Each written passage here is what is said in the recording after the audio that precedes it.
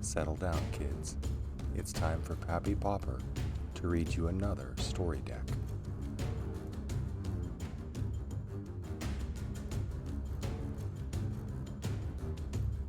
Machiavelli dared write, "It is much safer to be feared than loved."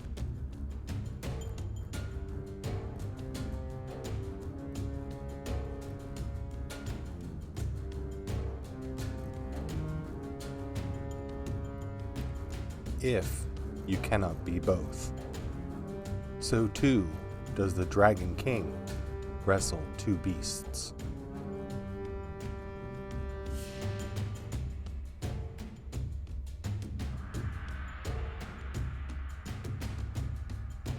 A harsh yet equal reign blends magic with science for the greater good.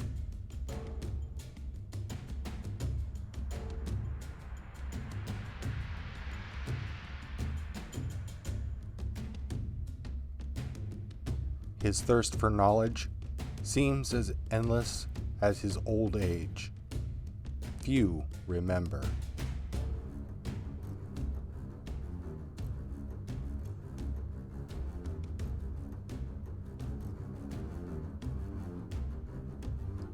Through alchemical rituals, the red gates stand as tall as their king.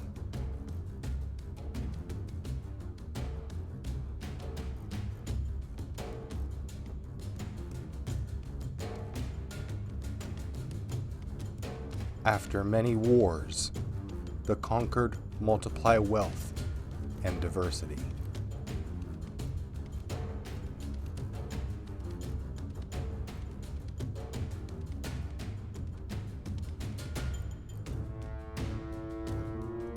Imagine a place with no cowards, no sick, no social blight at all.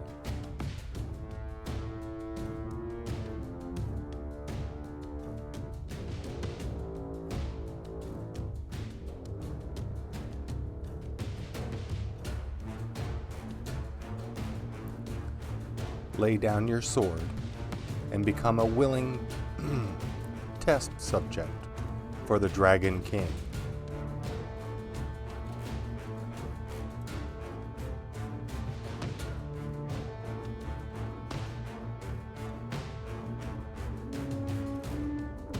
Today I bring you an Aristocrats themed deck, often referring to the number of tokens that serve a higher, more noble, sacrificial outlet. In this case, we differ from the traditional black outlet source and use red and blue as our primary colors. Here, blue provides a lot of protection and card draw.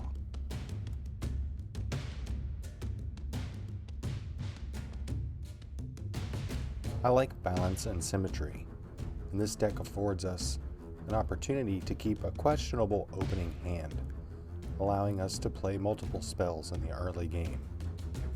We are mana intensive with 22 total lands. Delver of Secrets capitalizes on our many token creating spells that are often sorceries to help us flip it early and often.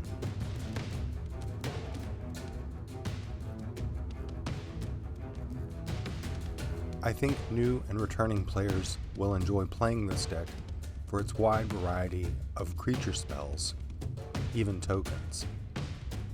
Note how Forbidden Friendship pays for Of One Mind by itself.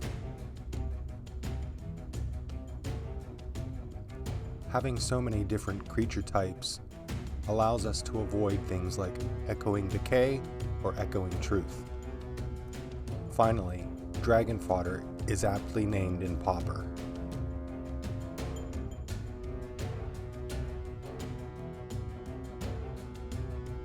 We will want to look at our own graveyard often. With cards having flashback, or cards like Satyr's Cunning, we can quickly gain tempo against our opponent through card advantage or creating more tokens. I enjoy the escape mechanic and only wish I had room for more. Our sideboard choices include less casting cost restrictions of our primary win conditions. We maintain aggressive pressure throughout the sideboard as well as our main deck. The sole option would be focusing on removing our opponent's graveyard. Otherwise, we continue to apply heavy tempo and aggression through evasion.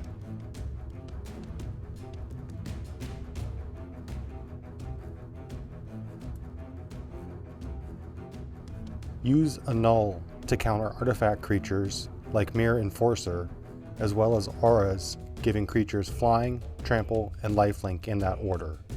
Blue Elemental Blast needs no introduction, while collateral damage pushes through damage when outside the combat step. We must be cognizant of how quickly elves and other token strategies can overrun the board, hence Electrickery should deal with them quite well. Mizzium Skin can be used for its single use of hexproof or overload, granting some measure of protection for our creatures, while Tormod's Crypt helps us handle our opponent's graveyard strategies well.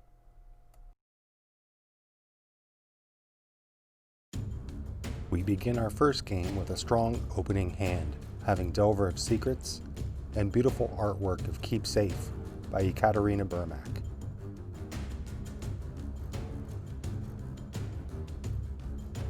We should be able to protect it, however our opponent gets rid of our land and our creature. Having red mana, we should be able to quickly gain some momentum with our tokens. Let's use a newer card, Forbidden Friendship, and give us a hasted dinosaur token. I like a lot of the newer cards from Ikoria, and noticed a subtle change in the art direction, perhaps intentional or otherwise from artists' own impressions, that give cards a motion implied effect, as opposed to the Silver Age of comics heroic pose, more so a hands on hip, cape fluttering in the wind. Newer cards tend to imply action in the art. What do you think? Here I want to be able to apply more tokens using Aether Swooper's energy tokens, creating more servo tokens, and hopefully overwhelm them. Perhaps I should have played Delver of Secrets again. What would you have done? Seeing the Gurmag Angler, I feel that having the token option might be beneficial for us as a blocker. At this point, I feel quite pleased by how many tokens we have been able to generate using blue and red. People may expect that from red, but the accompanying ability with blue and Aether Swooper has been a pleasant surprise.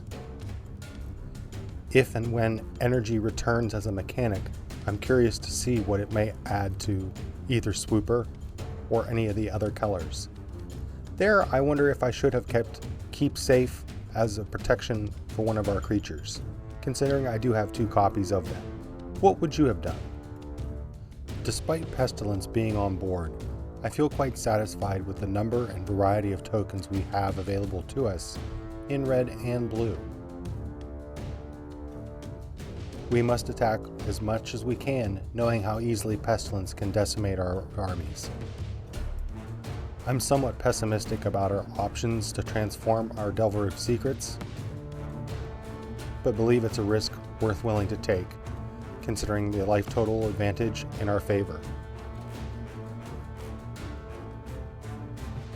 I wonder if I should have played Satyr's Cunning to give us another option. Here, I like the ability to have haste on our creatures, knocking our opponent lower and lower each time.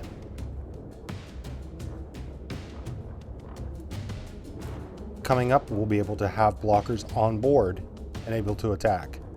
Aether Swooper's 2 toughness helps ensure that we'll be able to keep it on board through Pestilence, while giving us a blocker as well, and a sacrifice outlet should we see something like that again.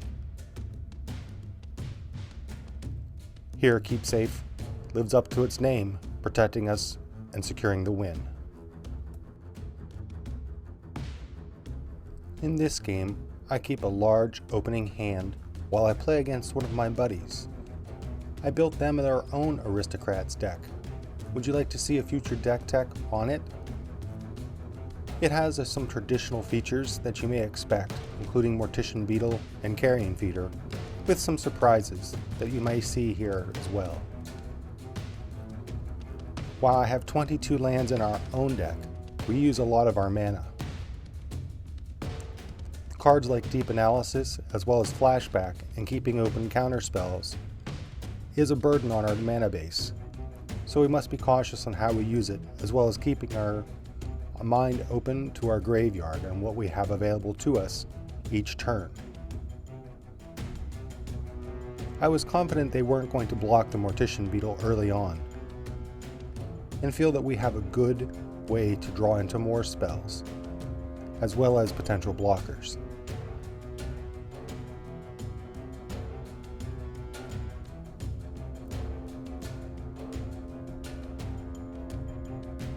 Here his creatures continue to get bigger through the unearth mechanic. As he comes in and attack, I realize that I must apply all of my defense on the Carrion Feeder before it gets too large.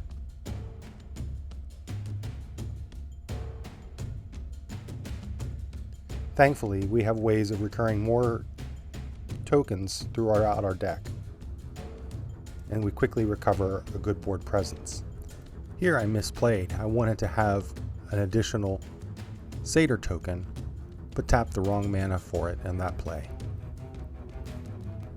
We all make mistakes, and it's important to be gentle with yourself. Having a recording allows you to go back and learn from mistakes you've made, and that's the true mark of learning and being willing to grow, is to learn from those mistakes.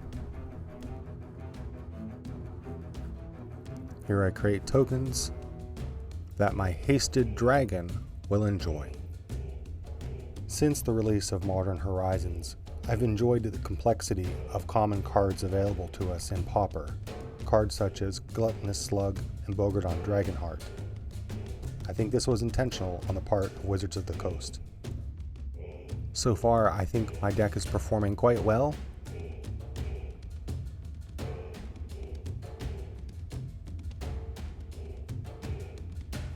Notice that any time that I sacrifice a creature to Bogardan Dragonheart, his Mortician Beetle also grows.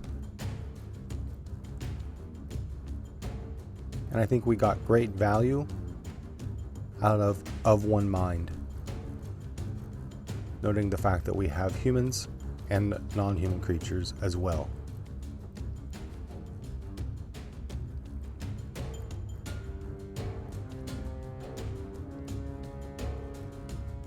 A well-timed removal spell keeps him alive.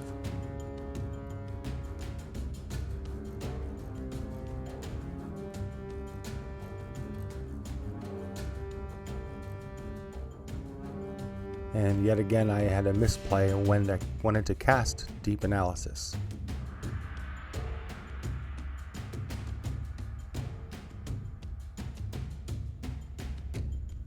Later, my friend would tell me they misclicked through the combat phase. Otherwise, they would have won this match. We can all learn from our mistakes as we improve to become better players. In our last game, I keep a good opening hand with Delver of Secrets. It may feel bittersweet to soon get a mountain rather than an instant or sorcery to transform Delver of Secrets, but I feel confident in my decision. Make no mistake, Hobblefiend is a good card, but treat it more like Gurmag Angler.